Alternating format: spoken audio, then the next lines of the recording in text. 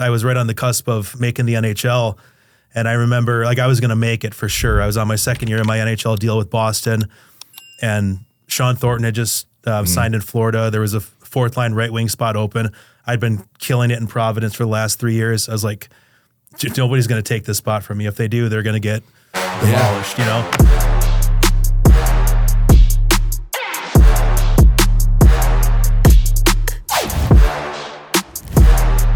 What's up, everybody? Talkin Trash podcast, reporting live, Danbury, Connecticut. Amesy, what's going on out there, brother? How's everything going? Good. I'm excited for this one. It's gonna be fun. I've been so excited about this, and I want to give this man his flowers real quick, as they say. Providence Bruins all-time team. A man that fought 41 times in one AHL season. You'll like that, Amesy. A two-time AHL Man of the Year, Binghamton Senators Spark Plug Award, Male Student Athlete of the Year in college, Most Valuable Player in college, Leading Scorer in college, Fan Favorite in college, All-Time Penalty Minute Leader in college, my type of guy, Hockey East All-Academic in college, and most importantly, the youngest rookie to make an opening day NHL roster at 32 years old. My man just came out with a book, The Legend, Bobby Robbins. How's it going, man? What's going on, man? It's good to be here. I am so excited. I know we've talked a little bit, and first things foremost, guys, we need you guys to buy Bobby's new book, Sex, Drugs, Pucks, and Souls. This book, let me tell you, Amesy, I don't know about you, but every New Year's, I'm always like, I'm going to read more. You know, I that's one of my resolutions. I want to read a little more and this and that, and I never do. And when I met Bobby, through social media, and he sent me this book, I was absolutely blown away. And we're going to get into it without spoiling it. But, man, Bobby, it is absolutely an honor to have you. And, listen, went from a fighter to a writer, Amesy. I have a feeling that might be in your future. How do you feel about that? Yeah, I'm in. Let's do it. Listen, when I read this book, the parallels between you, Bobby, and Amesy now, who's currently playing, it's so bizarre because, Ames has become like a brother to me, and I know so much about his insight and how he feels, how he thinks, what he's thinking. And when I'm reading your book, I just can't get over the similarities, and we're going to get into some of that. But, man, when did you decide, Bobby, you wanted to write this book? Because I know it takes a lot for someone to put themselves out there, and this book is heavy, man, and it takes a special person, a Trasher-esque type of person, to want to do that. When did you decide you wanted to maybe do this and write a book? Yeah, I mean, it's heavy. It's a savage memoir for sure. But I always knew, ever since I was a kid, that I was going to write a book, and knew it was in me, and just kind of had that feeling inside my heart that it was my destiny to write something significant and profound, and I was always writing throughout my whole life, and I went to UMass Lowell, played college hockey there, and when it came time to pick your major, something you can either just kind of pick the easiest one with the least amount of classes, and I took a few of those classes. We had one that's called like Math for Athletes or something. But yeah, I was like, I want to write. I really want to do this. So I'm going to be an English major. And, people are like, an English major, D1 athlete? Come on, man. I was like, let's do it, man. And, but I just knew that there was, that I had just a God-given talent to write, to express myself. But I was also chasing the hockey dream, obviously. And I was like, let's just see what happens. And trusted my instinct and went for it. And that was kind of it. Learned the craft of writing, and then started my pro career. And it was always just a pipe dream. I always told everyone, I'm like, I'm going to write the great American novel of the 21st century someday. And I don't know if Sex, Drugs, Pucks, and Souls is that, but we'll see, man. Listen, we'll see. One thing, and Amesy, we talk about it all the time. The Trashers was a hockey team that's now in hockey lore, but it was just a 2-season team, okay? But when I met Amesy, I said right away, this is a Trasher. This is a Trasher, and maybe I'll have to, since you actually know how to write, I might have to pick your brain because I'm trying to make the word Trasher an adjective. And we talked about like what a Trasher is, what a Trasher guy is. I've always said Amesy, has these qualities. And some of the words we talk about, what makes a guy a trasher guy or a girl, obviously. You literally were writing in your book. One of the things you wrote in your book is you were a guy who was willing, you were nipping, gnawing, and crawling, and like clawing, excuse me. You literally like exemplify what a trasher is, just like, the black sheep, a guy who was blacklisted at one point, just a guy who just wouldn't give up.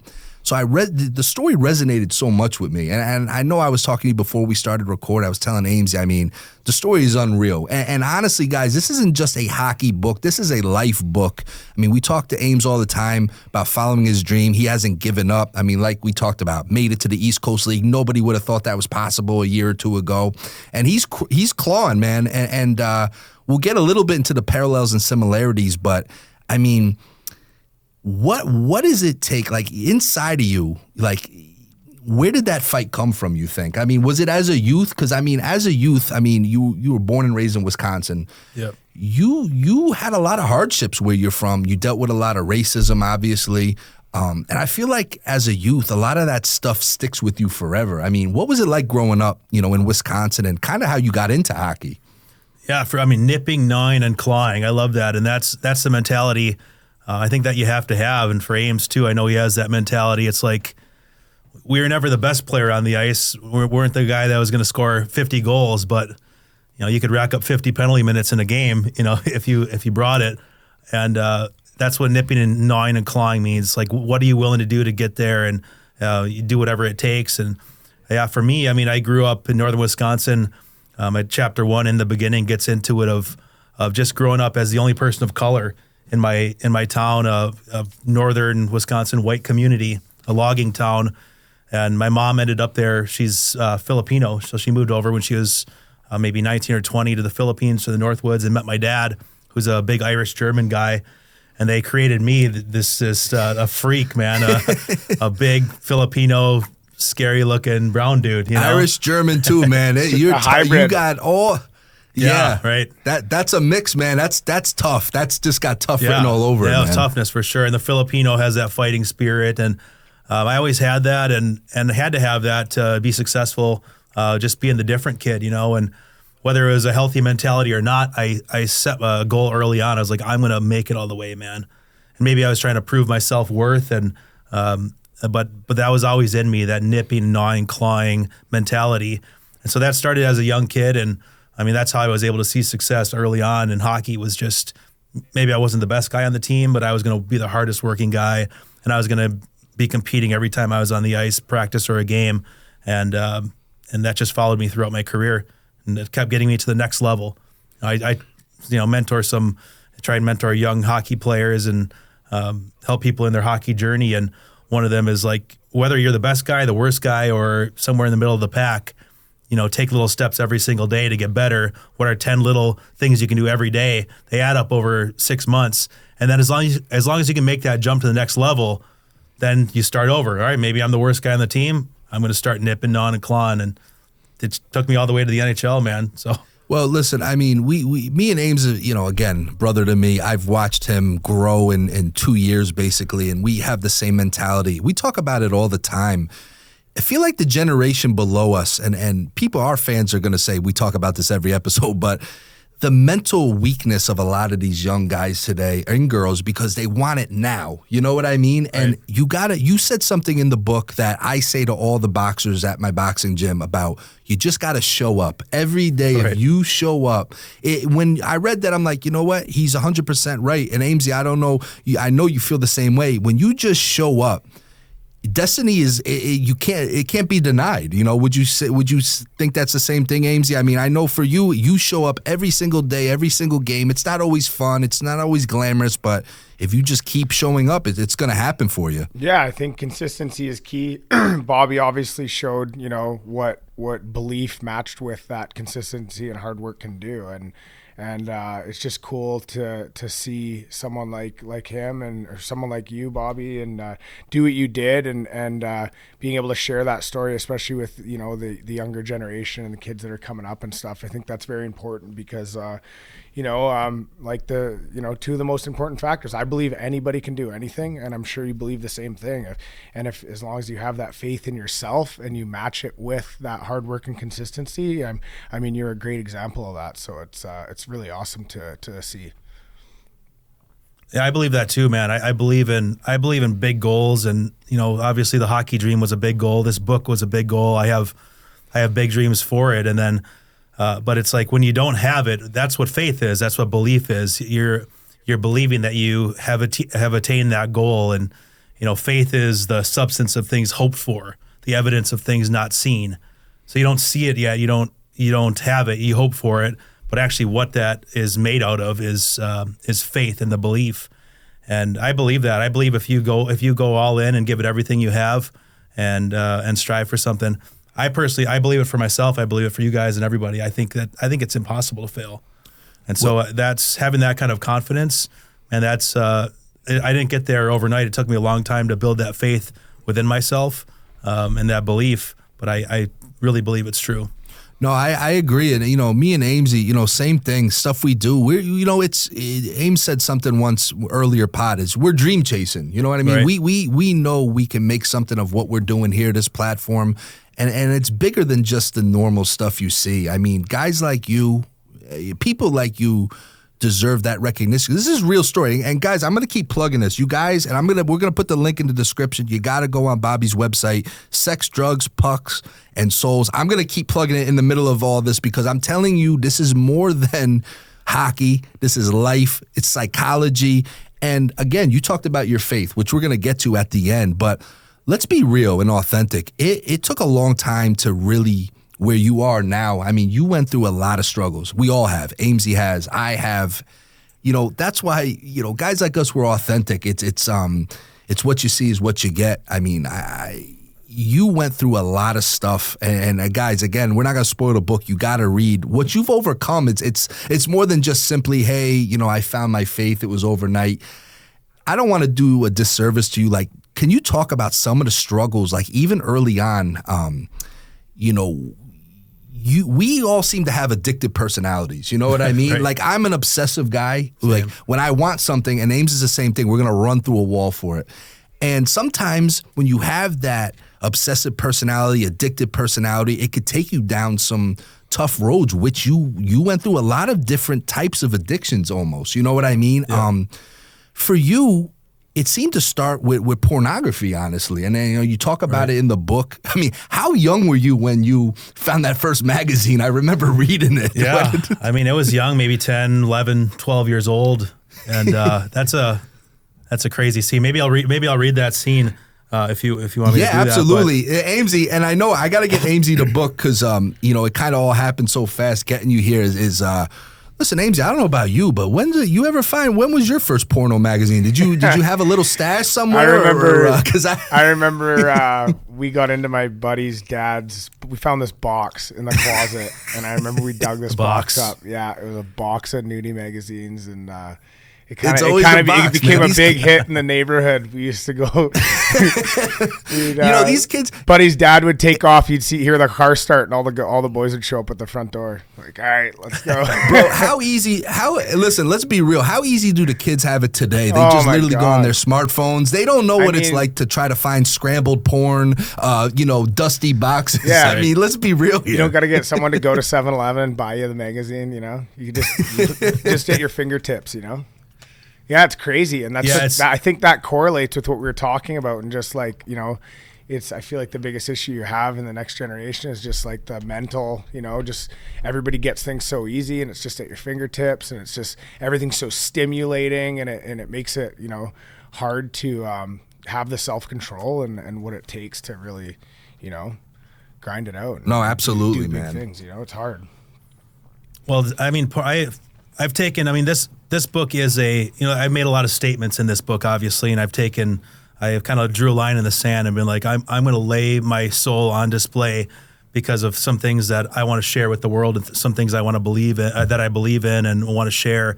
And pornography is a big one of those. And it started early seeing pornography for me, and man, I got addicted early on, and it started with it always starts with the box, Yeah, the exactly. dusty box. The dusty box got me, and it was a box of Penthouse, and I'll read a short excerpt here. But when I discovered pornography, I was so excited because I knew about it. But there was a a moment of confusion that happened with me. You know, it wasn't this positive experience, but it eventually, you know, evolved into, you know, getting my own magazines and getting my own porno tapes. Like I'm 42, so these are VCR tapes, you know. Yeah. I think I had like the Ninja Turtles movie with the porno tape in there. Yeah, recorded over right halfway through, you know, right in the middle of the movie. Yeah, you always had the VHS covers, and it was like, you know, it was like Lion King, and then inside it's Girls Gone Wild. You know what I mean? Girls Gone Allegedly, Wild. Mom. Allegedly. I don't know. But yeah, I mean, I got hooked early on, and you know, for the younger generation now with phones and now we're gonna have, you know, the 3D goggles on where you're in there and it's gonna be indistinguishable. You know, you get some robot pussy and who knows what they're gonna have. You know, I've heard. It's gonna be allegedly, crazy. yeah. It's getting crazier and crazier. It's getting crazy. Yeah.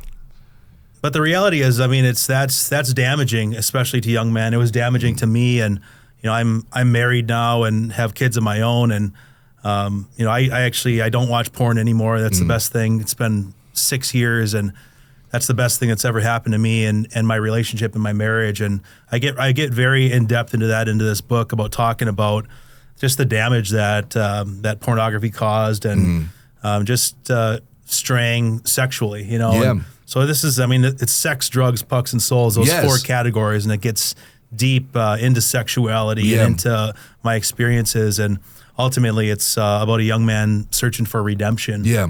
And now to be married and you know, to be able to have sex and make love to my wife without, you know, having all the lies of pornography and like, you know, for me it got, you know, it's fantasy and role playing and like, I learned how to fuck on it from the porno tape that was in the Ninja Turtles sleeve, you know. It's like, oh, this is how you have to do it, and I found out that it was all just a big lie. Yeah, it was all a lie. So I'm trying to bring the truth and be like, no, man, there's another way where it can be done in an honoring way and in the true way that it's supposed to be. Well, and I know you're going to get to an excerpt, and again, you guys, when you read this book, and you just said it, you bear all, and I have a lot of respect for that, because a lot of people, you know, Ames always talks about we don't have dimmers. We're either on or we're off. Right. And I respect anyone that's willing to put themselves out there and lay it all out on the line. And you go, I mean, that was going to sound weird. I was going to say you go deep, but literally you go deep in this book, man. And why don't you read? I know you said you had an excerpt. Yeah, I'll do a quick here. excerpt. The first, I mean, we all have that moment.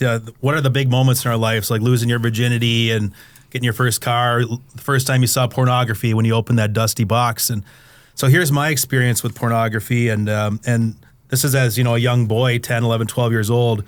And it followed me and affected me throughout my whole life, you know. So I just wanted to share it. Let's see. So this is chapter 1 in the beginning. I play every sport imaginable, but my two loves are baseball and hockey.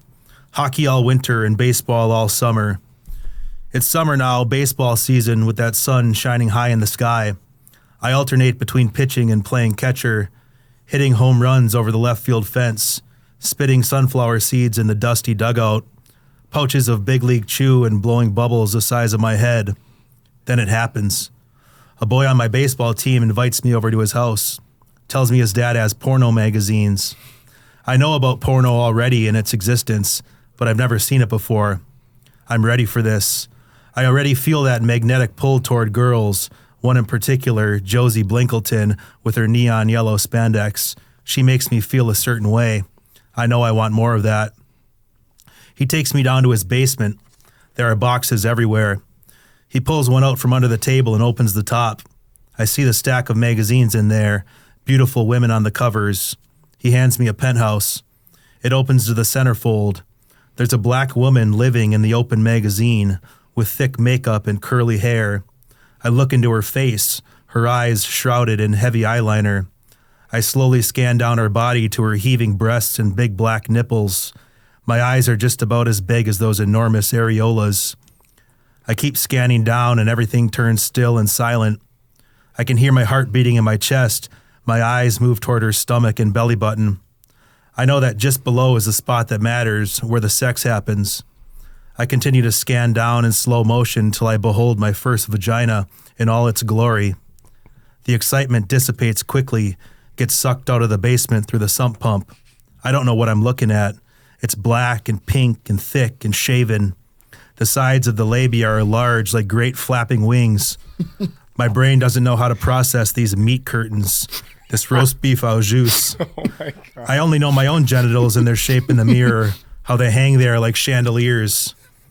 My brain processes her labia lips as big black balls hanging on the sides of her vagina, terrible, haggard testicles.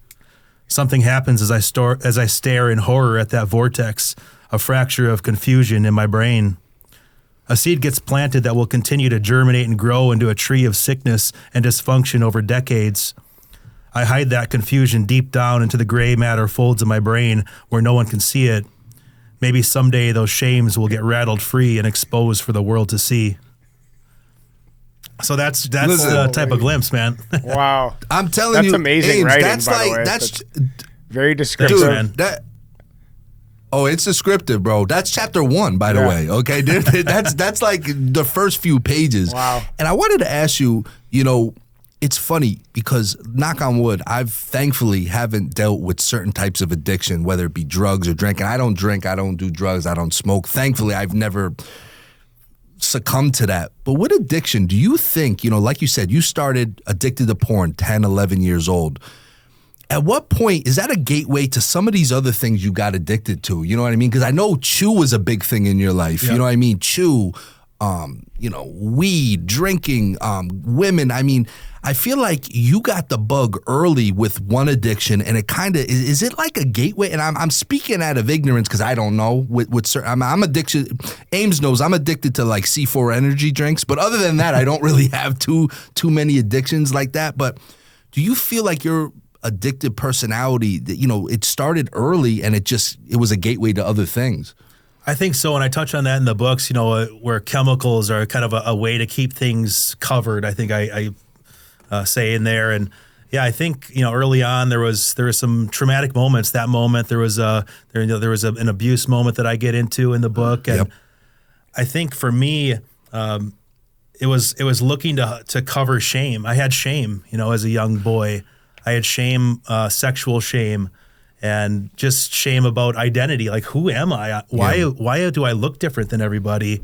And I think I am different. And having that realization early on of saying, whoa, the reason I feel different is because I am different. Mm-hmm. And that was a realization that said, well, I'm going to be the best now. Yeah. I have to find my self-worth and be the very best I can be, and I'm going to make it all the way to the NHL. But I think, so I went one way by saying I'm going to strive high and shoot for big goals, but another way was, well, I'm going to cover this shame any way I can. And so I think I did get the addictive bug early on, and it was like anything I tried, I would get instantly addicted to, you know, starting with chew. I'm just feeling that buzz, and maybe it's wanting to escape too. I don't know exactly what it is. You know, it's crazy because I'm no psychology major, but you know, working in a boxing gym, I deal with stuff all day long, and Ames knows what I'm talking about. It's like, for you, I almost felt like, you know, we all trying to find ourselves, right? Even to this day, I'm going to be 38. You know, I've learned a lot about me, but it's always like, is that it, right? Is there what's more? Like, you're right. Finding your identity, it's. Some people find it through sports, art, whatever. For me, with you, and I've read, I mean, we're going to get into your incredible just hockey career in general. I almost feel like the addiction was, like you said, to hide. And it was almost like you were trying to self-sabotage yourself. You know what I mean? Without trying. Right. Like, I don't think you purposely said, hey, let me fuck this up. But you were like a cat, man. It's like, you just kept getting life after life, you know what I mean? And I feel like I'm just so happy you fulfilled your destiny, man, because from making it to the NHL to writing this unreal memoir, I mean, do you think you were trying to self-sabotage yourself at times? Because I feel like, because I've dealt with that. Like, sometimes I felt like, hey, I don't deserve to be here. Let me bring myself down lower because I felt like I didn't deserve or belong in my own way. But I just got that feeling. It touched me in terms of like, I felt like you were almost trying to self-sabotage yourself. A lot of these addictions, and it just shows your mental toughness that you were able to just barrier after barrier, just like get out of it, man. It's incredible. Yeah, I never really looked at it too deeply, but I think you're right. I think I was self-sabotaging myself in a lot of ways, and why on earth would somebody do that? I think it comes down to self-confidence and self-worth. where I was experiencing success, but deep down, if I really looked inside of myself, maybe I didn't think I deserved it because of that shame or because of trauma, or who knows what causes that. But yeah, it's funny you say that, because my wife and I talk about this now. When I was right on the cusp of making the NHL, and I remember like I was going to make it for sure. I was on my second year of my NHL deal with Boston, and Sean Thornton had just signed in Florida. There was a fourth line right wing spot open. I'd been killing it in Providence for the last 3 years. I was like, nobody's going to take this spot from me. If they do, they're going to get demolished, you know? And so I remember I said to my wife, I was like, hey, Samantha, our lives are about to change. And I remember saying that, and you should feel excitement because of that, right? But there was almost like a fear, like, oh, our lives are about to change. It's always fear, that fucker, man. It's the same adversary. It's always fear for me, and I think for a lot of people too. And I said that, and we've talked about it now 10 years later, looking back in hindsight, and we're like, yeah, I don't think we were ready for that abundance, or we weren't ready to receive those blessings then.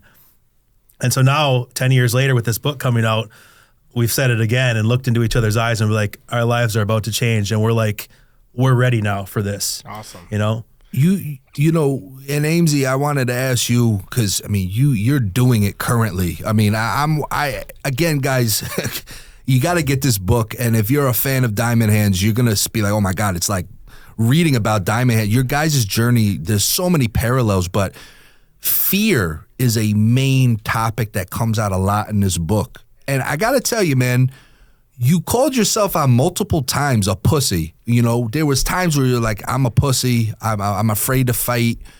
And as I've gotten older, and, you know, I was involved with the Trashers, you know, a lot of the tough guys on the exterior, toughest guys. But that, I don't even like to call it fear, you know, because you guys are not scared. It's the hunter always seems to have that little inside of them, the fear, you know, the fear of the chase. Say I don't get this kill, you know, I say I don't get this prey. I mean, Amesy, how do you feel about fear? I mean, it's got to be something inside of you guys. You know, you guys are hunters, right? So it's like that fear factor, no matter how much you show your fangs, it's there, man. I mean, how do you feel about that, Ames? Yeah, I mean, I feel like some people, especially doing what, you know, we've done, me and Bobby, and our roles and stuff, I feel like a lot of people try and avoid talking about it because maybe they don't want to expose themselves. But I think it's normal. Like everybody's gonna feel it. Everybody in this world feels it, and especially in the world we live in today, it's just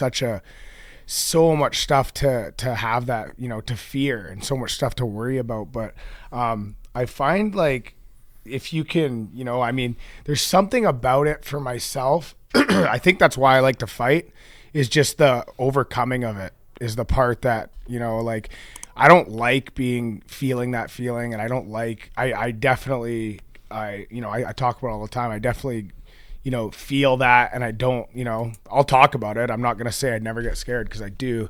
But there's something about when you finally just let go and you just say, all right, I'm just not in control here. I'm just going to have to go, and, you know, hopefully it goes well. And there's something about that, you know, I don't know if Bobby feels the same way about that, but I feel like there's such a powerful feeling after you can kind of let go and overcome it. For sure. And the word that popped into my brain is acceptance. Yeah. Like I felt the fear big time. And I don't know, maybe I felt it to a higher degree than a lot of guys who I've talked to, a lot of fighters. But for me, it was almost an overwhelming fear. But there would be that moment, Ames, that you mentioned, where I would just sit there in the locker room. Like if I was playing against Ames the day before, the day of the game, I'd be like, oh boy, it's happening. Yeah, you know, and I would feel the fear, the anxiety. And I think anxiety is another good word to describe it as, just anxiousness, sleepless night, watching all your fights the night before and be like, oh no, is he going to switch up and go lefty on me? Oh no, okay. But then there's that moment when you take warm-ups, you look across the ice, and then for me, I was like, it's happening. Yeah. And that was the moment of acceptance, and then it just all evaporates away, and it's like, okay, this is what I'm doing. This is who I am. And like you said, Ames, there is something powerful about that, just in our own journeys, how we're evolving and growing as men and human beings. There's something that happens when you accept that fear, because everyone feels it. Yeah. every guy on the team doesn't want to fight you, and they feel it. But the ones who are willing to do it, they feel it. And then the one who actually does it, I think you level up. Yeah. And you overcome that, and you grow from that. That kind of brings me into what I wanted to ask. I just didn't want to cut you guys off, but when we were talking about addiction and stuff like that, and I know, like, I've been through it. I've been through some dark times, especially when I didn't have the game anymore. Once I didn't have the game back in 2014 on, when I was first retired, it was just so hard. And I went through addiction myself, and I just, was lost. And, but I also met a lot of people at the time, obviously, that were in addiction as well, and that were, dealing with their own issues. And I've noticed that a lot of the people that make it through that, and the people that do seem to weather the storm and come out on the other side, I feel like you get a very, you can really get like a high level person. You can get people that do some really amazing things that have been through these addictions. Do you think there's any sort of correlation with that? Because I know obviously for yourself, like I see what you've done in life in general. Do you think it's going through the addiction and those challenges that makes people, have the ability to do great things? Or do you think it's having those traits that got you addicted to begin with? That's a good insight. Really good question. Yeah. I know for me, I can only speak from my experience, but when you do overcome something, because what is addiction? Addiction is a hopelessness. Like, you can't function without whatever you're addicted to. Otherwise, you wouldn't be addicted to it, right? Mm-hmm. For me, it was chewing tobacco. Man, I chewed 2 cans a day all day, man. Like, all day long. It was my true love was chewing tobacco, Grizzly Wintergreen. Oh man. I still have cravings, and it's been a decade. Yeah. But when I was able to overcome that, and it took, for me, having to have a cancer scare, having to get a biopsy on my cheek, having to, really consider what my life would be like if I lost half of my face. Now that I have Samantha, I was dating Samantha at the time. I'm like, what's it going to be like now with half of a face? And it took me to the edge to finally just say, all right, I'm gonna overcome this. And once I overcame it and quit, for me, that was the catalyst. That was literally, as you read my story, that was the catalyst that put me on the path to fight my way to the NHL. Awesome. I had pretty much given up after my 4th year pro, and then it all fell apart. I was playing in Europe, in Slovenia. I was literally sitting the bench, worst player in the league, like not playing at all, and saying, wow, I really failed. I signed an NHL deal out of college with Ottawa. What a failure I am. And, just having that negativity always inside my mind, for me to have that victory, for me at that point in my life, it was the biggest victory of my life. Awesome. To literally go a day without tobacco, or to drive in a car without tobacco, that was the biggest victory of my life at that point. And so when I said, when I looked at myself in the mirror and said, if I can quit tobacco, or whatever it is for anyone who's addicted, if I can quit fill in the blank, I can do anything. And that was really a moment for me where I leveled up and said, this is something I'm doing. I am going to fight my way to the NHL, because it's a reality now, because I can do anything because I quit this addiction I had. Yeah, amazing. Go. Sorry, I was just saying, I think that's a great, great response. And I think that, those little wins, and it seems so small probably to some people, but, I feel the same way in what I've done, especially since I weathered the storm and I got through it.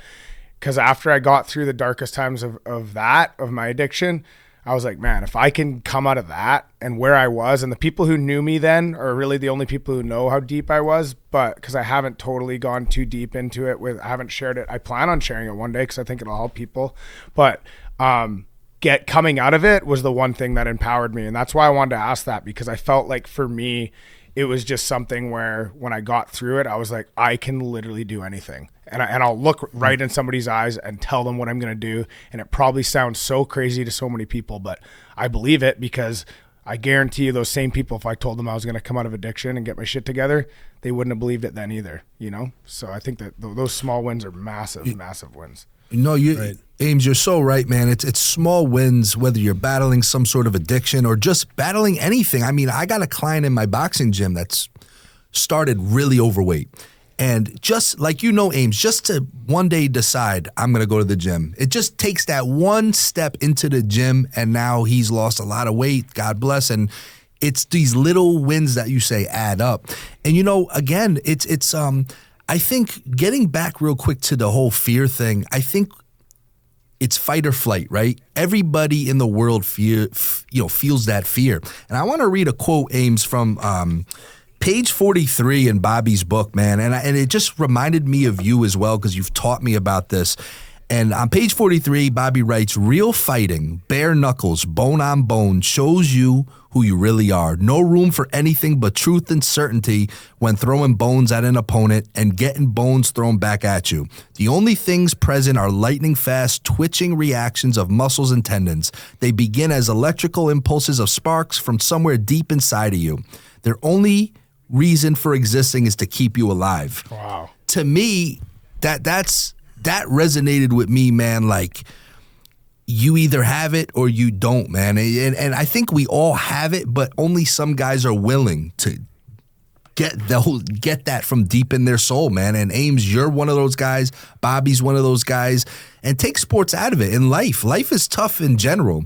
You either have that fight or you don't. And I'm just that quote really, I don't know what it was. I was just like, man, that really hit me, man. I think one of the things, and I honestly believe this still to this day, I think one of the things that prevents most people from being willing to fight beyond the fear, obviously the fear is the number one thing, but like almost like the fear of losing. I'm sure Bobby has that, or had that, and still does, with anything. I'm sure everybody has it, but I feel like that's a big thing too that prevents a lot of people from doing it. And it's like, man, I don't want to lose. That for me, that's the biggest fear that I have now.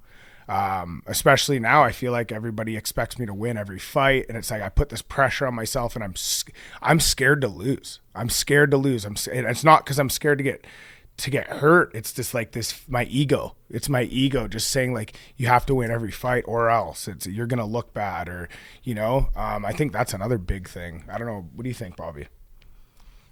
Yeah, for sure. The fear of losing, and I'll shine a light on it. The other side of that, for me, it was the fear of losing was a big aspect, a big hurdle I had to get over.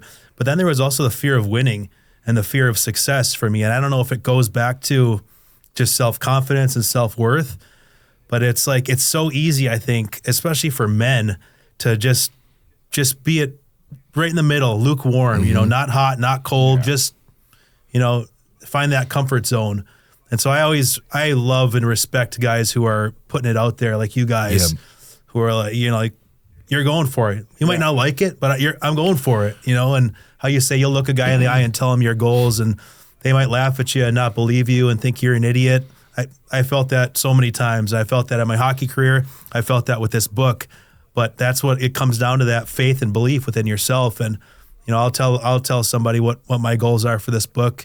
And now I'm to the point where I'm like, I hope you doubt me, if you think I'm an idiot, I'll show you, Well, Ames, we talk about it all the time, and I'm convinced, like you, Ames has really taught me how to put it into the universe. And you have something you came back to maybe 1,000 times in this book. You kept telling yourself, I can make the NHL. I will make the NHL. And you were conditioning your mind. And I could be a little pessimistic at times. And when I met Ames, he's really taught me how to really put it in the universe. You know what I mean? Like that positive out. And I believe in my heart that Ames is going to get to that next level. And maybe it's just me and him who think it, but I'm convinced he is. And your story, not just in hockey, but life, really kind of confirms my deep beliefs, and I know it will for Ames too. Like, what do you say to the naysayers? Like when you were on the climb, I mean, especially back home, right? It's always like your hometown that probably doubts you the most, because I feel like when you grow up with people, the jealousy is real because they feel, hey, I grew up with Bobby, I should be there. You know what I mean? Right. Like, what do you tell a guy like Ames who, like you said before, he's entering the prime of his life, 34 almost, and not a lot of miles on him in terms of, wear and tear. What do you say to a guy like Ames, just to keep striving, man? Because I know he can do it, and I know he knows it too. Nipping, gnawing, and clawing, man, right? And what you say, like putting things out there, I think it does matter what you say and what you believe. And if you keep saying it, and you for me, it was, I can make it to the NHL. I will make it to the NHL. Man, I started saying that over and over to myself, and at some point I believed that it was going to happen. And so when you start putting things out there, you start saying the right things and, renewing your mind to get focused on the goal that you're trying to achieve. And so it's that. I think that's important, but you can't just, wish for it and not do anything. Yeah. You need to go for it like literally your life depends on it. And I know that anybody who's fighting or anybody who's achieving big goals and doing big things, they're going for it. They're not just sitting around. They're every little step, if there's a million steps to get there, it's like, all right, today I'm going to hit 2 of those steps. I was at the Frozen 4 this weekend and kind of selling my books and meeting people. And I ran into an old college teammate of mine. And this guy, back in college, we were disasters. We were just Blackout Bobby, who you meet in the book. We were just, we were living it, man. But there was this one guy, he lived it, but if we went out and had, 20 drinks, 10 beers, 5 shots, whatever, couple Jaeger bombs, he would maybe go out and have 3 beers and kind of babysit the rest of us idiots, But he met a nice girl at college, but he was building this business while he was in college playing D1 hockey, and he was real successful, and now he's a massive success. I don't know how successful, but he kind of gave me the look. He's like, yeah, it's going well, man. And I was like, dude, I'm so proud of you, number one. Number two, I should have been doing what you did instead of being an idiot in college. And I was like, well, what do you think? I'm striving for that success now. I want to have abundance in my life. I want to set my family free for generations, and he's like, hey, Bobby, doubles and singles. Yep. All day long. He's like, made a little sound with his tongue. He's like, crack, doubles and singles. Yeah. It's like some days you get the home run, but just consistency, doubles and singles. And I translated that in my mind as I always picture 1,000,000 steps. What's my goal? I got 1,000,000 steps to get there. Yeah. All right, today I'm going to do the ones that aren't pretty, that nobody sees. I'm going to go to the gym. I'm going to do some stabilize as a fighter. I'm going to do some stabilization for my shoulders. It's not pretty. I'm not hang cleaning 225 pounds, but I'll take this stupid little band and do some overhead, shoulder stabilizations. Yeah. So it's just those little steps. And I think when you add that belief with the action and you go 100% in both of those regards, man, I believe you can't fail. Guys, once again, we're with Bobby Robbins. Sex, Drugs, Pucks, and Souls, a savage memoir. Secret Life of a Hockey Fighter. That's the first time I saw kind of the co-title there. And again, if people are watching this, handsome guy, you got it all together, it seems like, but you really went through a lot. I mean, kind of, it seems like from your porn addiction, then you were at Culver, the school Culver. You ended up getting kicked out. Was that from that party? Like, I know there was a party or something. I mean, you were at that's a highly regarded school. And I feel like that was your first, it seemed like that's probably your first step backwards, but you just kept going. How was your experience there? That was a tough one because I was a young man. I was 18 years old. And, that's chapter 2, Chasing the Dream, where I actually left school like so many of us hockey players do at 15. And I went to Culver Military Academy, elite school in general, but also at an elite hockey school, and just started at the bottom of the barrel there. I was on the JV team as a sophomore, hadn't hit puberty yet, so I was still a boy, and all of a sudden, between my sophomore and junior year, I become a man. I grew into this, this big beast of a man, and started improving at hockey and started climbing the ranks, and all of a sudden, I'm kind of the talk of the school coming into my senior year, and everything's looking good. Like, and this is when I started to get into drugs and drinking here and there, like first experiencing the blackout of you just guzzling booze. And I was like, I love this, man. Yeah. I love, it got its claws in early on me. And so, we had a party and it got out of control and I end up, they find out about it and they call me in and we had made a pact to just deny until you die. Yeah. Deny till you die. And we denied it. And, I held up my end of the bargain, and some of the other guys folded, like they got waterboarded in there. And I ended up getting kicked out of school. I think it was definitely for the drinking. And I had been in a little bit of trouble here and there, nothing too crazy, like a few tobacco violations and things like that. But it was the drinking and then also the lying about it, like looking a guy in the eye and to the administrators and being like, oh, I wasn't there. And elaborate. Like I was always an artist and a writer. So I was like weaving these stories of, amazing times connecting with my parents and parents' weekend, but really it was, blackout annihilation.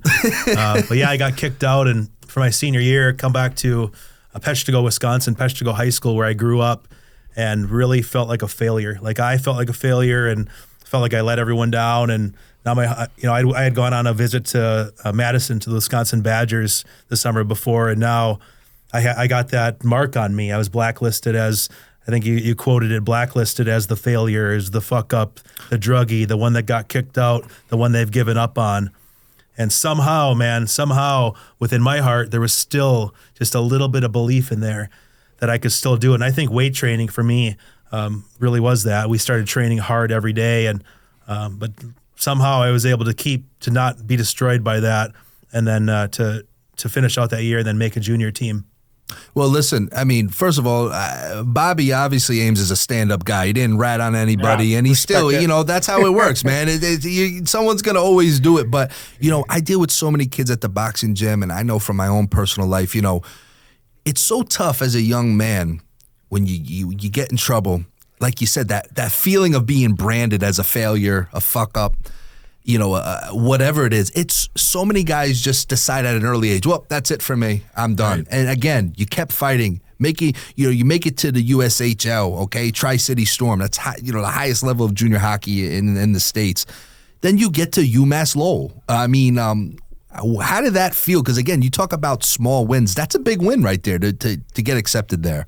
That's big time. I mean, that's Hockey East. It's not Boston College, but it's big time college hockey and Hockey East, and I knew that, and we had talked. I had some Division III schools and some lower level Division I schools that were showing interest in me as I was playing in the USHL, and I mean, this is some good advice for guys who are fighting and playing that tough guy role too. Is when I was playing in junior in the USHL, I was so dialed in to being that enforcer, that tough guy, and like I was walking around like I wanted to have the biggest balls in the room, and I was just that guy, But halfway through the season, my coach called me in and was like, "Hey, you're a really good hockey player, Bobby. You don't have to go out there and fight every game. Like if you just go out there and play good hockey and run guys and play hard, clean hockey, fights are going to happen, and you can handle yourself." And Ames, I haven't seen a lot of your games. I've seen some highlight reels and obviously a bunch of your fights, and I saw when you got called up and your first shift. It reminds me of a first shift I had when I got called up years ago, where you were just dialed in, man. Yeah. You were in the flow state, and you ran over Sacco, who I know. You ran over Sacco and got challenged and did awesome in the fight. But it was because you ran over that guy, and you made somebody on the other team come and challenge you. Yeah, so gotta force it. Yeah, and I was trying to force it the other way. I was like, I'm just trying to asking everybody to fight. Let's go. Instead of just being like, I'm going to be a heat-seeking missile. Mm-hmm. I'm going to finish my checks. I'm going to be accountable defensively. I'm going to be a positive teammate. I'm going to protect my teammates. I'm going to get the puck to the net. Not going to take stupid penalties. I'm just going to be a menace out here. Yeah. And when it's time to fight, I'm going to fight. Yeah. So when I finally got that mentality, and I got that early in junior when a coach talked to me, I didn't quite grasp it until later in my pro career. But once I did that, I started just focusing on playing good hockey, and I started getting points and started to get some interest from Division I schools. And some lower level schools like Niagara and Iona, which ended up folding. But then I got to UMass Lowell, and man, just at the bottom of the barrel, I was like, these are men, man. You should have seen some of these guys. I was like, what am I doing here? Yeah. But I said, I'm gonna nip, I'm gonna gnaw, and I'm gonna claw, and finally got in the lineup after being healthy, scratched for a bunch of games, and then got a little better, and then kind of got on the map my junior year, put up some good points and showed that I could play. And senior year had that breakthrough Cinderella season. Yeah. Led the team in scoring, and a guy like me shouldn't lead the team in scoring because I was just demolishing guys out there, like a heavy hitter, but put up good points, and then left school early right to the American League. But to see all that add up, it's like 4 years of what was the formula? Well, it was finding that belief, and then it was right to the bone, man, giving it everything I had every single day, and just striving for it and nipping, gnawing, and clawing. And again, we talk about, Ames, I kind of timelined this book, every kind of team he played for, and you guys got to check this book out because you ran into some incidents in college too. I remember that cop checkpoint on the highway and stuff. I mean, I'm not going to spoil it, but I mean, again, it's almost like you had 9 lives. Every time it looked like there was a situation that should have just completely, not just set you off course, like completely derail you, just kept coming back. We have to talk about your first day, your first official day as a professional hockey player. First day, that's an Binghamton epic day. Senators. Amesy, listen to this story. This man, his first day in bingo, okay? My guy gets to Binghamton, his first day as a pro, and you needed a little relaxation, right? You went for a massage, and it kind of turned into something else, man. And you talk about something that... So this is my first day of pro. I was just a young man, had no idea about the world. I'm going to read an excerpt here. This is chapter 5, Turning Pro. There's been some lore about this story throughout the years, and the guys who experienced it on my team there, they're like, oh, it always spread throughout every team I'm on. Like, oh, tell me the story. You know, there's tell me the story. I was like, I know what story you're talking about. So I decided to put it in the book, and I'll read it to you guys here. So a little context, I had just finished, we just got beat by Maine, got bounced out of the first round of hockey's playoffs. And I had been setting it up so that I could leave school early, you know, like a best case scenario type situation. So I had online classes, and pro teams were starting to show interest. And I was like, this is really going to happen, man. I'm going to make the jump to the AHL. And so I got the call from Binghamton. And that's where Chapter 5 starts, Turning Pro. Chapter 5, Turning Pro. I make the drive up from Lowell, and while my college teammates party like it's the end of the world, a new world opens up for me. I'm no longer a college hockey player. I'm a professional athlete now. I sign an ATO, an amateur tryout, which is a 25-game contract where you can be released at any time. It means you're getting paid on a per diem basis. I signed for $50,000, and as far as I'm concerned, I'm rich. Binghamton, New York, bingo! The Binghamton Senators of the American Hockey League. AAA minor league farm team for the Ottawa Senators of the NHL, one step away. I get to the office, and the general manager welcomes me and another college player who signed from Michigan Tech. Buddy from Tech is dressed like he belongs on Wall Street with a 3-piece pinstripe suit that looks suitable either for an accountant or a gangster from the mid-30s. I feel weird that I'm wearing shorts, a t-shirt, and flip-flops. The general manager hands me an envelope with $500 in it to cover meals and expenses for the week. We go back across the street to the hotel and sit in our room, 2 wide-eyed kids scared to death but ready for this. I take a walk down to the lobby and look at the pamphlets and advertisements on the shelf, planning where to eat dinner. I pick up a business card that says relaxation massage, $60. I think about that wad of money in my pocket. First practice is in the morning. It might be a good idea to get some body work done, especially after that grueling playoff series against the Maine Black Bears. I bring the business card to the front desk and ask how to get to the place. The lady draws a makeshift map on the back of the card and directs me down a few twists and turns. I set out to find the spa through some downtown side streets as Binghamton engulfs me, its gray buildings and smog, this blue-collar industrial town made of shades of brown and slate and a constant haze of cloud cover evaporated up from the perspiration and ball sweat of the city's hard-working inhabitants. The map leads me to a back alley that looks a little sketchy. I'm on high alert, looking for enemies or evildoers. I find the address down the alley. It's a big industrial door with a doorbell and a security camera. I ring the bell and hear some latches unlocking and clicks and hinges groaning as the door opens, and that's when I see her.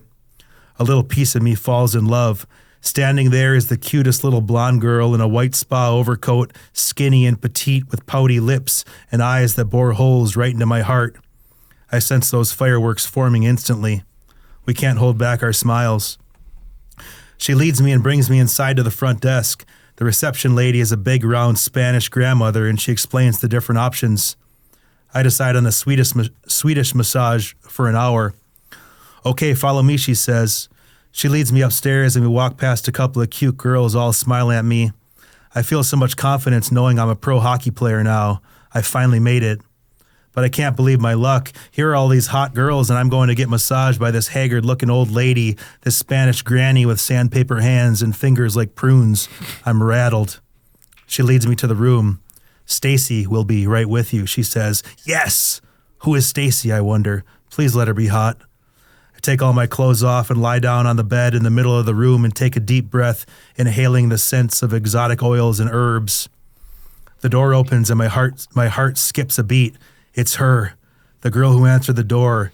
She looks delicious. I'm already preparing a game plan to spit some game. This might turn out to be the best day of hockey. This might turn out to be the best day of my life. First day of pro hockey and meet a girl like this. But I know I have some work to do. I start with the small talk and tell her it's my first day in town. Then I drop the hockey bomb. I just signed with the Binghamton Senators. I ask her the best places to go out around here. Things are going well. She's giggling at my jokes. Now the best part. This little kitten is going to massage me and run her hands all over my naked body. I wonder what she'll think about my muscles. She must be thinking about it and letting her mind wander underneath that tiny towel covering me. I'm lying on my stomach with my face pressed into the padded donut, and I can see her feet shuffling as she walks around the table, tucking the sheet underneath my legs and hips and exposing my back. All I can think about is how bad I want her. The desire is pulsating. The fantasies start flashing in my head about how I could fuck her right here, right now, right on this massage table. I wish I was a smooth talker like some of my teammates at Lowell. I swear some of them could permeate pink panties with one neg compliment combo and a sly smirk. I could never understand it. We keep a flirty dialogue going and she's giggling at my jokes and one-liners. She has the most adorable laugh. There is one thing though. Her massage is terrible. She's just dumping oil on me and sloshing it around. I want some deep tissue work. I think about that playoff series against Maine. I'm still pissed off. I wish we could have won and gone to the Hockey East Finals at the Garden in Boston. My body's annihilated. It always feels that way during the hockey season. I'm sore from head to toe from the battle. Oh, but she's so perfect. I'll give her a pass on this one. I'm just happy to be touched by a gorgeous girl and that she's laughing at my jokes. After about 10 minutes of the worst massage of my life, she says very calmly, "You know, we do other types of massage here." "Really? Like what kind?" I say.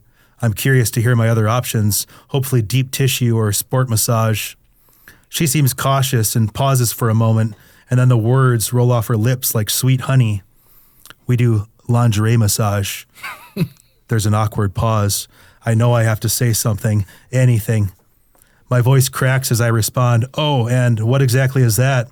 I feel a rush of heat up to my head and can hear my heart beating in my rib cage. "Well, it's a normal massage, but I do it in lingerie," she says, and keeps lathering the oil onto my back. "We also do full nude massage and massage anywhere massage."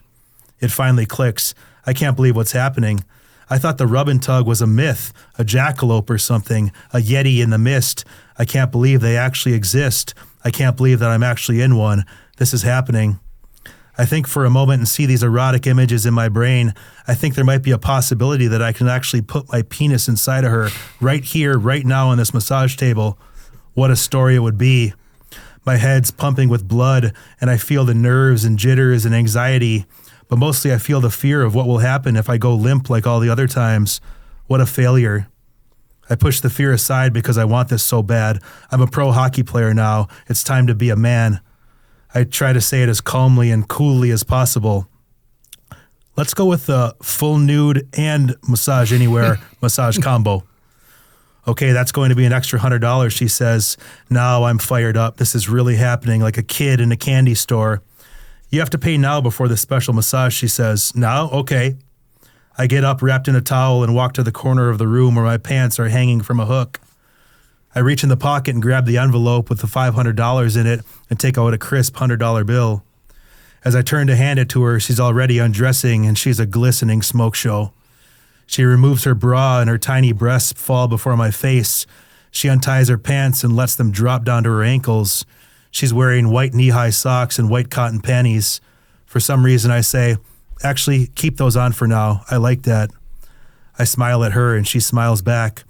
"Lie down, face down," she whispers softly and smirks. She doesn't change much of her technique, except she must have lathered on even more of the oil. She pulls down the towel to expose my glutes and thighs. She lathers so softly on the skin of my back and slowly works her way down to my butt cheeks. I'm just waiting for those words, "Okay, flip over on your back," but she just keeps lathering. The anticipation is killing me. She stands in front of me as I lie face down with my head in the padded donut. She's making long strokes down my back, starting at my neck. I can see through the face pad, and I'm looking at her white knee-high socks and milky skin of her legs. I can see to her mid-thigh, and I'm going crazy thinking about what's just above my line of sight. I start talking myself up. Okay, I'm going to make a move. This is going to happen right here, right now on this table. You only live once, right? Now's the time. I picture the play before it happens in perfect athletic visualization. I need to make this just right. She's standing so close that I can feel the heat emanating off her, beckoning me and coaxing me and drawing me in. Here's the game plan. While she's standing right above my head, I'm going to reach forward with my hands, starting at her thighs, and move them up the soft fabric of her panties and gently caress her butt cheeks. See how she responds. Oh, but the anxiety is eating me. I must push through it. Okay, I'm going for it. She definitely wants it. I know she does. She's putting it out there. My hand starts to move forward, and there's a loud knock at the door. Boom, boom, boom. There it is again. But this time it's followed by the low-toned voice of a man. Open up the door. Open up. I pop my head up from the cushion and see that my masseuse frantically putting on her pants and overcoat, and she whispers, "Shh, just stay here." She goes over to the door and exits and disappears. I hear shuffling and mumbling outside in the hallway. I'm starting to get really concerned. After a minute, which seems like an eternity, a large man with a black goatee walks in the room. He's wearing a button-down denim shirt tucked into his pants. I see a shiny police badge hanging from a chain around his neck. Our eyes meet. He's just standing there and looking at me. I'm huddled underneath a little white towel covered in massage oil. "Put your pants on, buddy," is all he says. I slither off the table and keep covered with the towel while I walk over to the corner of the room and put my pants and clothes back on. "So what's going on in here?" I tell him everything. "I just came up from college. I signed with the Binghamton Senators, and I saw this card in the hotel that said massage on it, and I came here to get a massage." He's half listening to me as he walks around the massage table, scanning with his eyes. He gets to the opposite corner of the room and reaches down to pick something up. And "What's this all about?" He's holding a white lace bra in his hand. I gulp. "I came here for a massage, and she offered to do a lingerie massage and a nude massage, and I just thought she was really hot, and I agreed to it," I plead. Then I say something that I'll never forget. "Is this a bad place?" Obviously, I already know the answer to that. He doesn't answer the question. He knows I know. "What else?" he asks. I tell him she offered me a massage anywhere massage, and I agreed to it. "How much do you pay for it?" he asks. $100, I say. After he gets the full story, he takes my driver's license and tells me to wait in the room. He leaves and closes the door, and I'm just sitting there. I can't believe this is happening. Am I going to jail? This is literally my first day of pro hockey. I can't believe it. This can't be happening. This will be the shortest pro career in the history of hockey. An envelope with $500 cash and a 1-hour massage anywhere massage. Never even stepped on the ice. I hear more muffled talking outside the door, but I can't make out what they're saying. I hear the doorknob jiggle, and I sit back and prepare for the worst. The same cop and another cop come in and talk to me. He asks me the story again about why I'm in Binghamton with a Wisconsin driver's license, and I tell him that I just got signed out of college by the Binghamton Senators, and I just got paid $500, and I went to the hotel, and I saw a card that said massage, and so I came over here, and this really hot girl who I thought I was hitting it off with offered to do a naked massage, and then she offered a massage anywhere massage, and I agreed to it, and that's what happened, and I'm sorry. Is this a bad place?" They look at each other, and one cop spins my driver's license between his fingertips and whips his hand out to give it back to me. "Get out of here, kid," he says. "And yeah, this is a bad place." "Thank you so much," I say, and get up and walk out through the hallway. I see the other cops standing out there and the cute girls who I saw when I walked in. I see Stacy talking to a cop. We meet eyes, and that's the last time I'd ever see the Binghamton lover who would never be. I exit out the big metal door, and there are police cars blocking the alley. People are milling around and watching the commotion. They laugh and point as I walk by. I keep my head down and my hand up to my face and perform the most epic walk of shame of all time. I get back to my hotel room, and my roommate is in there watching TV. "You okay?" he asks. He has a concerned look on his face. I'm shaking. I can't stop shaking. "You're never going to believe what just happened to me." I tell him the whole story, and we laugh and laugh. Part of my laughter is a defense mechanism, knowing how close I just came to this whole house of hockey cards tumbling down. I could easily be sitting in a jail cell right now, calling my agent with one phone call and reflecting on my failed pro hockey career. One day and $500 in my pocket. Well, $340. I didn't stay long enough to ask for a refund. One of the captains on the team has connections with the police in town, as any good captain of a pro hockey team should. He gets a late-night call from an officer saying that one of the senators was busted in an undercover sting at the rub and tug. But that's all he tells him and doesn't give any details on who it is. The captain calls up the usual suspects, and each one of them has a sound alibi. Nope, not me. I've been in all night. Wasn't me. We've been at the bar all night, sitting here at Uncle Tony's with the boys. He goes through every single player on the roster, and every one of them is innocent. Then it dawns on him, no, could it be the new guy? I wake up the next morning and go to the rink for my first day of practice as a pro hockey player in the American Hockey League. I open the doors to the locker room, and all the guys are sitting around and drinking coffee and discussing the police drama from the night before. I walk in, and there's a moment of silence. Then someone shouts, Tugger! Everyone claps and laughs and welcomes me into a world of pro hockey that will become my life for the next 10 years. After the applause and introductions, I tell them the story of what happened at the rub and tug, and they're astonished.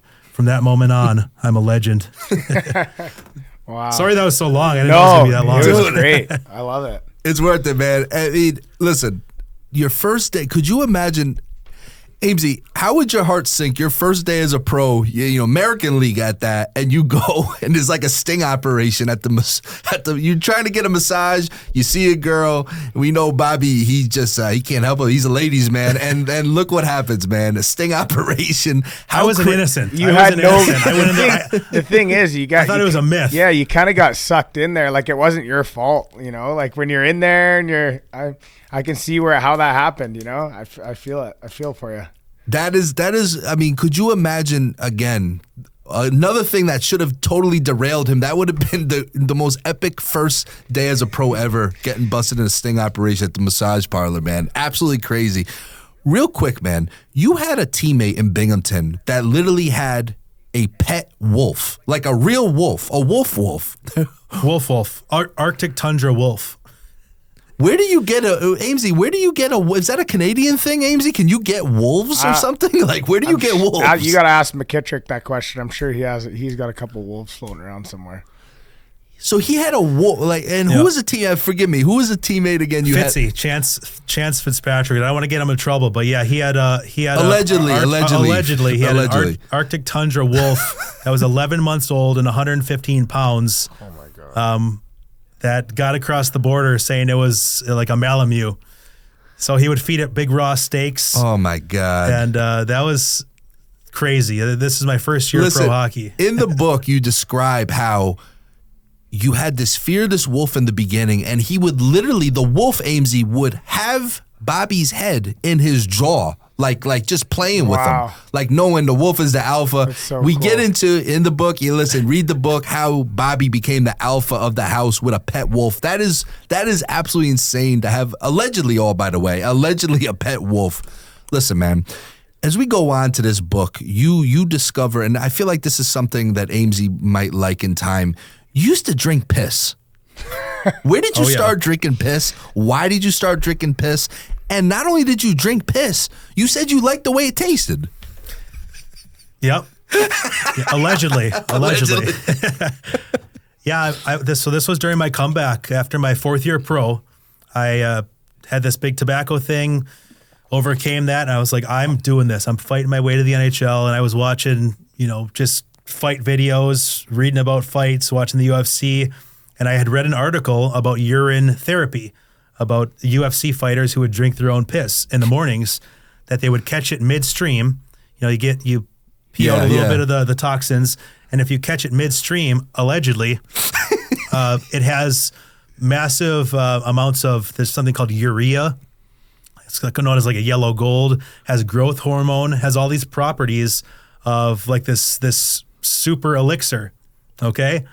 And I was like, I'm going to try the elixir, man. I was willing to do anything. I was a psychopath. This is what you call going all out for anything. I mean, you talk about you like the taste of the piss too. Yeah, allegedly. You learn to like it, and it's kind of like coffee. The first time you have coffee, or the first time you have beer, you're like, oh, a little bitter. That's gross, but you feel the effect of it, And I started to feel the effects of the elixir, and so yeah, every morning I actually had a pint glass, a Bakersfield Condors team pint glass that I would travel with, and I would just catch it midstream and drink it down. I would turn to my head to the side and look in the mirror and just look into my eyeballs, man, and be like, the real deal, man. I was like, I'm doing this. Amesy, you have any ambitions of maybe drinking your own piss, or maybe not a pint glass? I was just but telling you the other day, I was reading up on this. It's, you know me, man. I'll try everything once.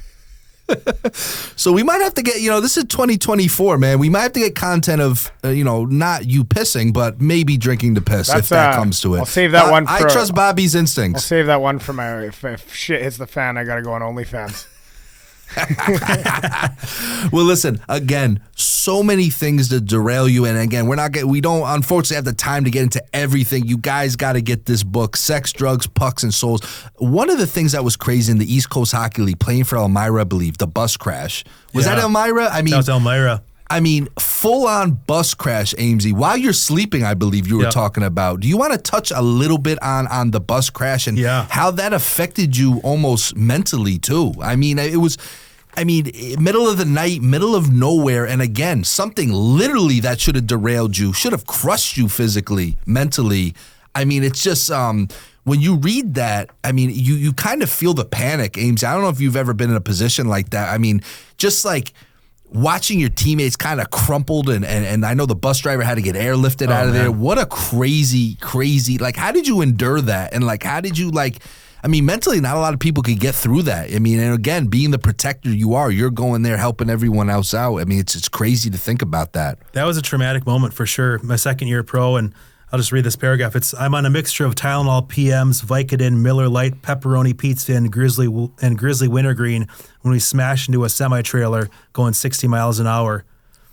It was crazy. We had just lost to Cincinnati in a sleet storm, 1-7. We got absolutely pumped by Cincy, and we were just doing, living the life on the bus. We were having beers and just living it up and kind of settled in for your nap in your bunk. We had a sleeper with about 15 bunks in there, stacked 3 layers high. And I was in the top bunk, right in there. And yeah, we crashed into a back of a semi and went off the road.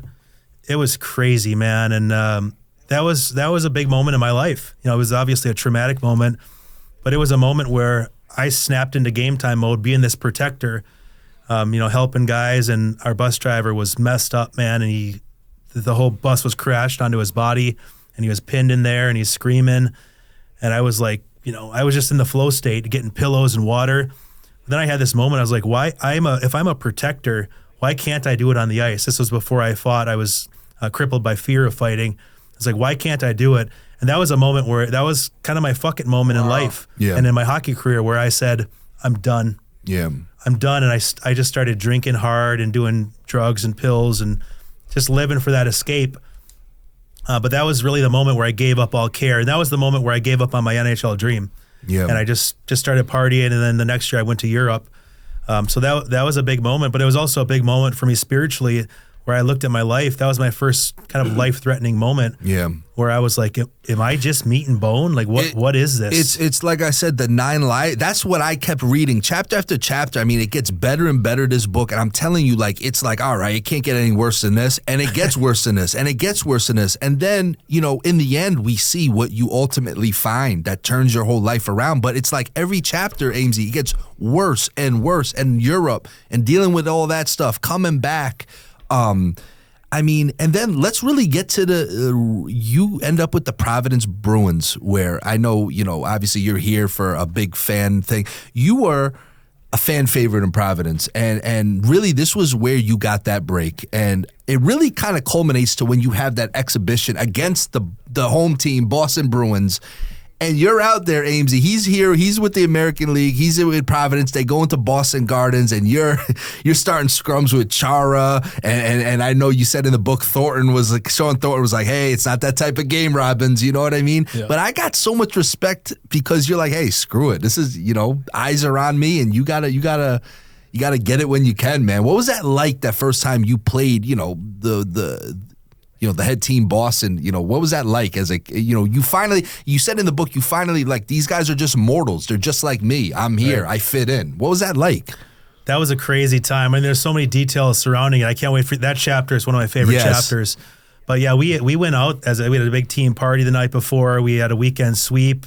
You win 3-3. The boys go out. I had my best buddy come down. We tied one on, man, and we were having a good time late into the night, and then Monday morning we get a text. The lockout, this was in 2012, there was the NHL lockout. Literally the lockout just ended. Yeah. And we get a team text that says, hey, we're playing against the Bruins on Tuesday. So I had one day to prepare for the biggest game of my life, and I was like, Sean Thornton was the resident tough guy in Boston, and I was like, I'm going to fight Thornton buckets off center ice, man, at the Garden. And he's, it's a real tough technical fighter. I was nervous, but it was kind of like one of those things. It was like, I trained my life for this. I was like, this is happening. I trust the process. Yep. And again, you read it. It's a great chapter. And then again, you become the youngest player ever to make an NHL. Oldest. You know why I had youngest in my head? Because he sent me his Young Guns card. His trading card. It said Young Guns. Awesome. And that's where I got it. But you were obviously that's the oldest Young Guns card there ever is. Bobby Robbins. 32-year-old Young Gun rookie card. That's amazing. And again, guys, you got to get this book, Sex, Drugs, Pucks, and Souls. I mean, we could sit here for 7 hours. I know Bobby's been generous with his time. But I'm telling you, it's a crazy life story. And you finally, it's like the chase that kept you, the hunt, and you get there. And it was short-lived, but it's one of those things no one can take away from you, man. Making the NHL, absolutely running. Was it Ronaldo he ran, Amesy? I know we were watching the clip. Who'd you run? Ronaldo. Such a dirty hit, man. Hey, man, it's no dirty, man. That's Trasher style, man. Blacked out for sure. But, I mean, you make it, and then, it's kind of like after that stint with the Bruins, it's kind of like injury. I mean, we get into concussions, CTE, and then it kind of like it's chapter 10, chapter 11. It's so heavy, man. Like after your career, it's like the chapter of going to Peru. Yeah, okay? I was actually just gonna ask about that. I was really curious about that. Yeah, I mean, dude, it is intense. Reading this, I've never been moved by a book, honestly, but chapter 10, what you're dealing with voices. Okay. The Frog God, right? I mean, Frog God we talked about. The guys got to look up the Frog God. The demons, this man was dealing with any guy with a lot of people wouldn't have survived it. I mean, you were dealing with suicidal thoughts. You were dealing with so much, and the power of your family. Samantha, who's a lot like Jamie Amesy. Samantha's his MVP. She's the GOAT of this story. She stuck with this man through the toughest stuff you can imagine. And big shout out to Samantha. I got to meet her one day because she's the MVP of this book, sticking through. I mean, you dealt with so much. Going to Peru. I mean, what was that like? I mean, that was you were searching, right? You're searching for something. Ultimately, you find it, but Peru, I mean, I know we're winding down here, but what was Peru like for you? Yeah, I mean, I was, after my career was over, I had my NHL dream. I finally got there, and I was like, this is it.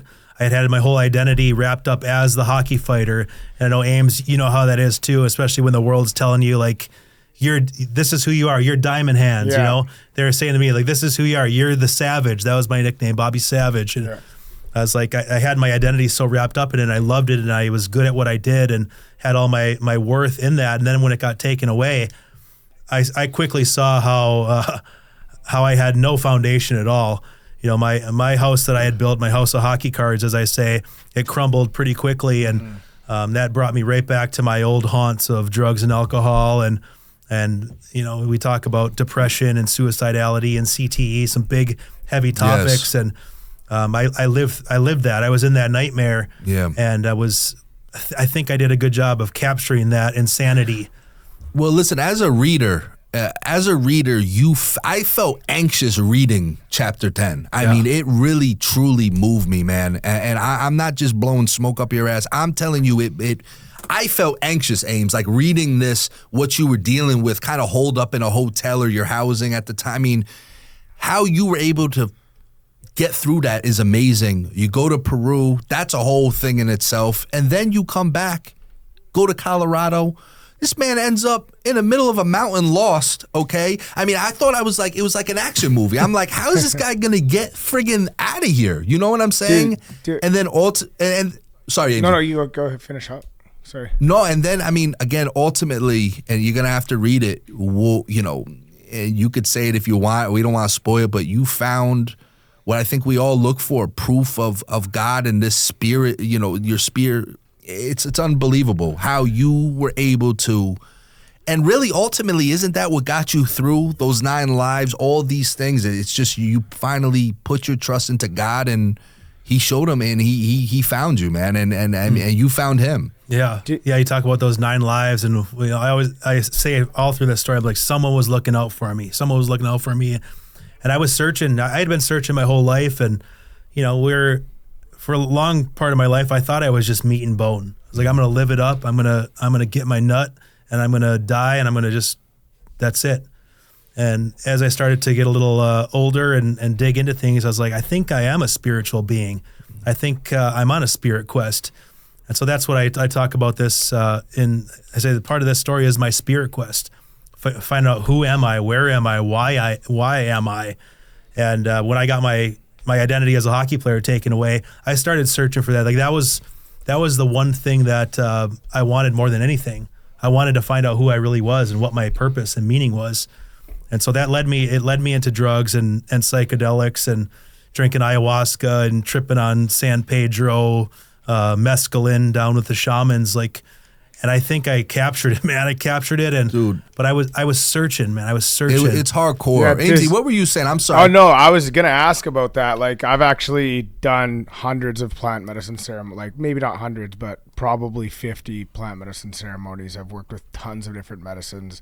And for me, I mean, I went through it. I retired from the game in 2014. So I feel like a lot of the stuff you're talking about of losing that identity, and I talk to the young guys about it all the time, because you get really lost. You don't have the security blanket of the boys in the room, and you really don't know what to do with your life. There's so many options. And then on top of that, you know, you're just, who am I, right? And I felt when I went through the plant ceremony stuff, like I did ayahuasca, and for me, it really shook things up for me. And it really, you know, now I don't really, you know, I just have this connection spiritually. Did doing the ayahuasca or working with any of the plant medicines, do you think that helped you in your connection or your spiritual connection or any of your faith with God?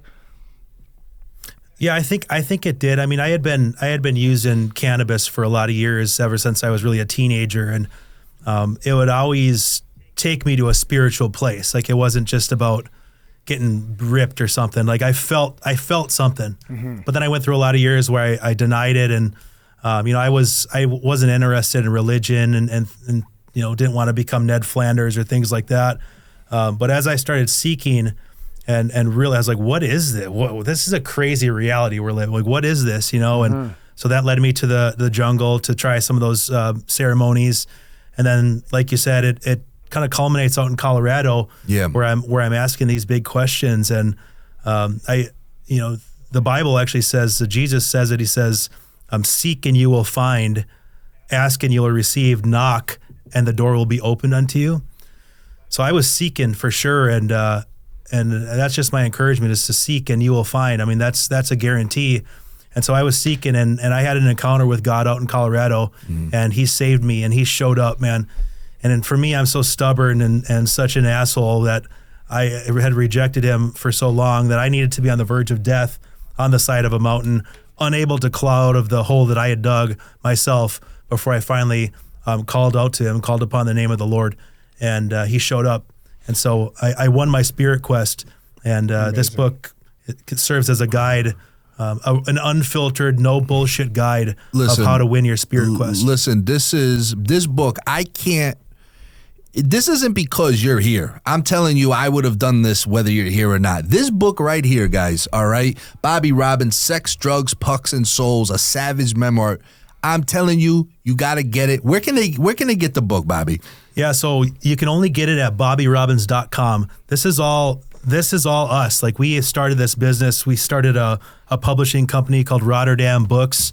Rotterdam publishes real and raw stories puked up from the heart and guts and soul, like the real deal. And that's what this is. I extracted these sentences in a very deep and raw way over the course of 7 years by many mysterious methods. And so we started this ourselves, and we're selling it ourselves. And I look at it as the purest art. Like, I lived this life. I extracted these sentences. I formed this book, produced it. We did all of it ourselves.